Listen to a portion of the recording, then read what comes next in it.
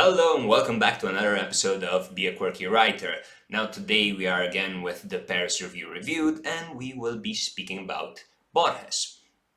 Now he is a bit of a favorite of mine. He wrote very many different things. He wrote many essays and some of the best short stories that I have ever had the pleasure to read.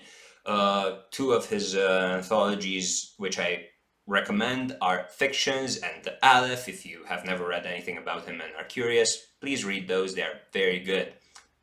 Peculiar, but very good. You see, Borges has this way of subverting your expectations, and even in the interview, at the very start of this interview, what he does is ask the interviewer, well, are you ready?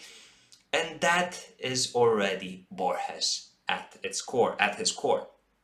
Now, there is usually this difference between showing and telling, right, in writing. Well, his interpretation on this is simply, I describe, I write. There are a lot of meanings that you can extrapolate from his writings, but that is the personal dimension. That is what you read and what you extrapolate. He just has this pleasure of describing and creating his worlds. And he does explain some of the meanings or how, for instance, he gave some of the names in his books. So, for instance, he explains why he called the free planets, I believe it was in Fictions, Tlon, Ukbar, and Orbis Tertius. But is that really important? Do we want to know why, or do we want an explanation? Well, there are different types of readers, and there are readers who want to know every single thing. But in my opinion, that kind of, let's just say that it spoils the fun. It's just as in if someone would explain to you the magic trick, then you would already know that trick and you would not be as interested. So that, in my opinion, is what happens with literature. So about meanings and hidden meanings. Borges, I was not aware of that, at a certain point starts going blind. It's a chronic and he eventually loses his eyesight. So he starts dictating his short stories and essays to his secretary.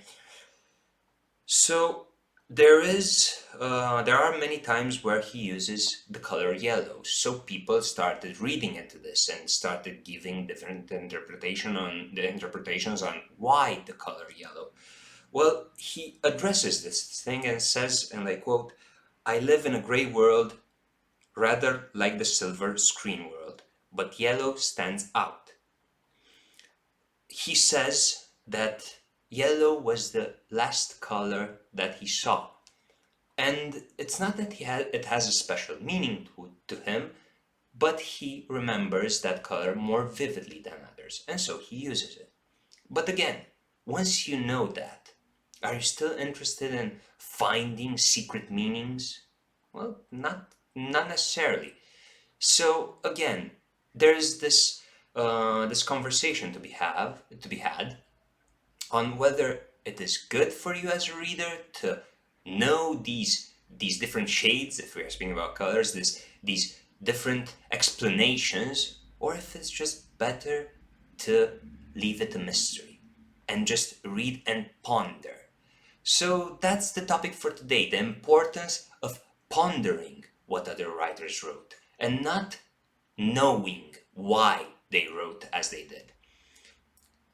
Leave a comment if you like. Let me know if you think that this theory is good, or if you just think that it's stupid and you want to know why authors wrote what they did and how they did and whatnot, and we can go on and analyze this topic. That was just a brief video for today. Leave a like, leave a comment, subscribe, whatever, if you feel up to it. Don't forget to breathe, don't forget to smile. Until next time.